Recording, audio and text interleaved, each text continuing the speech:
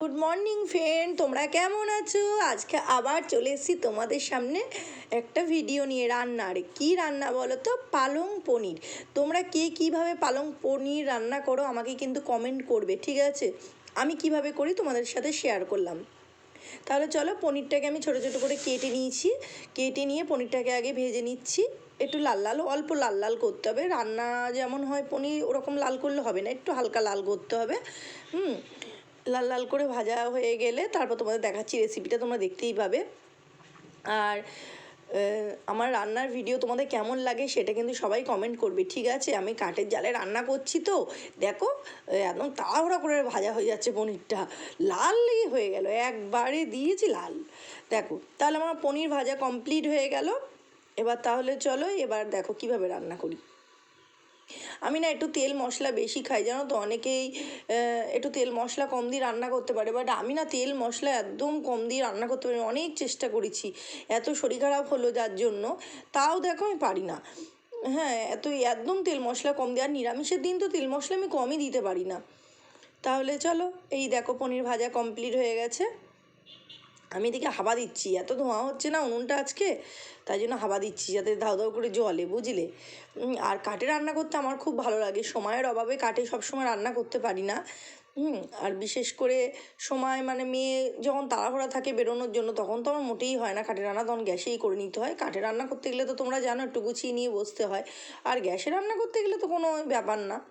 তাহলে চলো, এবার দেখো ফোড়ন দিয়ে দিচ্ছি, দারচিনি লবঙ্গ এলাচ আর জিরে ফোড়ন দিয়ে দিলাম, ঠিক আছে? এবার চলো, এবার দেখো কি দিচ্ছি, এটা কি বাটা বলো তো? আদা জিরে লঙ্কা টমেটো বাটা, ঠিক আছে? আর কিছু নেই। আদা জিরে, অনেকে শুধু আদা বাটা দেয়, আমি জিরে বাটাটা দিয়েছি। আর অল্প একটু ধনের গুঁড়ো দেবো ভেবেছিলাম, বাট পালং শাক পড়ে বলে আর দিইনি। তাহলে চলো, মশলাটা কষানো হয়ে গেলে তোমাদের আর কি কি এতে অ্যাড করব দেখাচ্ছি। নুন অ্যাড করব, হলুদ অ্যাড করব। দেখো মশলাটা কিন্তু কষিয়ে এসছে, তারপরে একটুখানি নুন দিয়ে দিলাম। হ্যাঁ, পরিমাণ মতন দিতে হবে নুনটা। তারপরে একটু হলুদ দিয়ে দিলাম, অল্প হলুদ দিয়ে দিলাম, যেহেতু পালং শাক তো বেশি হলুদের দরকার নেই। অল্প হলুদ দিয়ে দিলাম। চলো, এবার মশলাটা কষিয়ে নেওয়া যাক। মশলাটা কষে এলে কষিয়ে পুরো নেওয়ার পরে আমি পালং শাকটা বাটা আছে, পালং শাকটা কিন্তু তোমরা কে কেমনভাবে বাটো, পুরো কাঁচা বাটো না সেদ্ধ করে বাটো আমাকে একটু কমেন্ট করবে। আমি কিন্তু পালং শাকটা সেদ্ধ করে নিইনি, কেন পালং শাকটা সেদ্ধ করে নিলে না ওর প্রোটিনটা চলে যাবে, তাই জন্য আমি সেদ্ধ করিনি, আমি কাঁচাই বেটেছি পালং শাকটা। অনেকে সেদ্ধ করে কিন্তু পেস্ট করে। তোমরা কীভাবে পেস্ট করো সেটা আমাকে জানাবে, ঠিক আছে? আমার যদি কোনো রান্নায় ভুল হয় একটু বলবে কমেন্ট করে। অনেকে পেঁয়াজ দেয়, আমি পেঁয়াজ দিইনি, কেন? আমার এই ভিডিওটা শনিবারের ভিডিও, কালকের ভিডিও, তাই জন্য আমি কোনো কিছু পেঁয়াজ রসুন অ্যাড করিনি, আমি শনিবার নিরামিষ খাই। তাহলে চলো, এই দেখো কষানো কমপ্লিট হয়ে গেছে। এত ধোঁয়া হচ্ছে না, দেখছো? কাঠে রান্না করলে প্রচুর ধোঁয়া হয়, গ্যাসে কিন্তু এতটা হয় না। তাহলে চলো, এই দিকে আমি দেখো পোস্ত কাজু আর টক দই ভালো করে, পোস্ত আর কাজুটা আমি ভালো করে পেস্ট করে নিয়েছি, করে টক দইয়ের সাথে মিক্সড করে রেখেছিলাম, এবার এটা দিয়ে দিলাম।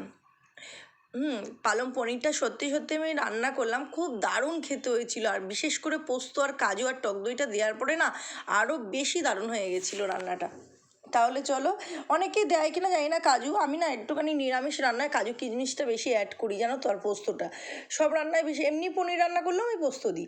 আর অল্প দেখো কষানোর পর চিনি দিয়ে দিলাম, অল্প, যে যেমন মিষ্টি খাবে। আমরা একটু নিরামিষ রান্নায় একটু হালকা, খুব মিষ্টি না, একটু হালকা মিষ্টি দিই।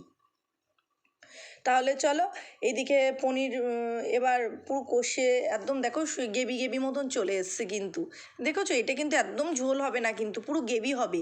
কোনো জল অ্যাড কিন্তু আমি করিনি, কোনো জল অ্যাড আমি করিনি, দেখতে পাচ্ছ? এবার আমি পনিরগুলোও দিয়ে দেবো।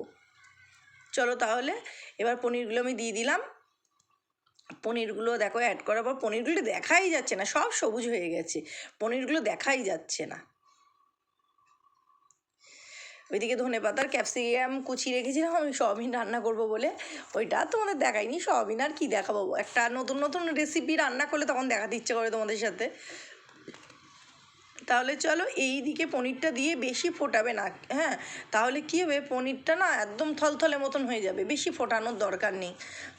তারপর দেখো আমি ধনেপাতা কুচিটা দিয়ে দিলাম, ধনেপাতা কুচি দিয়ে তারপরে একটু হালকা ফুটে এলেই আমি নামিয়ে নেবো। তাহলে আমার পালং পনির রান্নার ভিডিওটা তোমাদের কেমন লাগলো প্লিজ কমেন্ট করে জানাবে কিন্তু, ঠিক আছে? তাহলে আমার পালং পনির রান্না কমপ্লিট। তাহলে আজকের ভিডিওটা তোমাদের কেমন লাগলো প্লিজ কমেন্ট করে জানিও। তাহলে আজকের মতন টাটা।